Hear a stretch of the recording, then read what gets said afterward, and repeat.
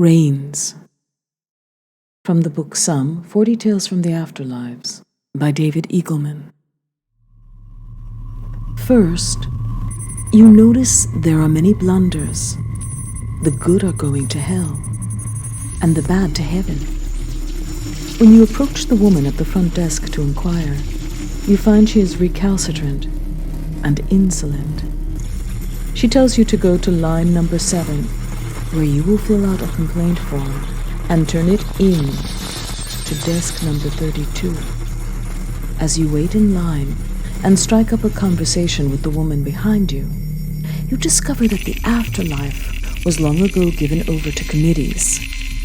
It turns out that power was wrested from God near the beginning, when he began to lose control of the workload. Humans began doing whatever they liked. Adultery flourished. Crime materialized and escalated. God realized that he had no concept of the skills required to run an organization of this magnitude.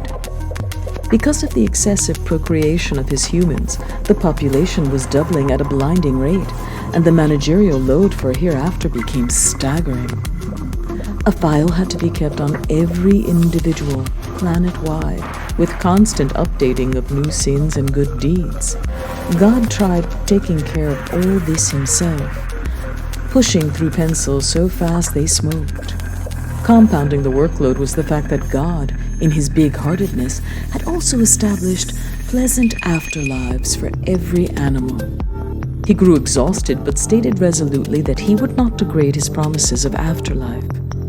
He would not abandon a single baby, a single animal, a single insect.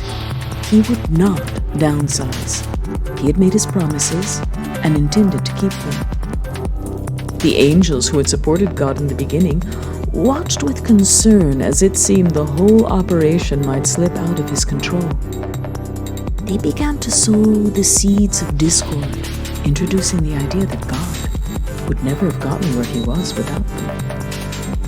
As the system grew progressively disorganized, they hatched plans for their own rise to authority. As humans invented better technologies, the angels progressively took advantage of these to automate the process. By the 1970s, they were zipping through uncountable piles of punch cards. By the 1990s, they had reduced the operation to a warehouse of computers. At the turn of the millennium, they had constructed a sophisticated intranet by which they could track in real time the disposition of all souls. God developed a reputation of being old school, and the reins of his power became increasingly slippery in his uneasy grasp. Very few people visit him anymore. He finds himself lonely and misunderstood. He often invites over men like Martin Luther King Jr. and Mahatma Gandhi, and together they sit on the porch, drinking tea and lamenting about movements that sweep over the tops of their founders.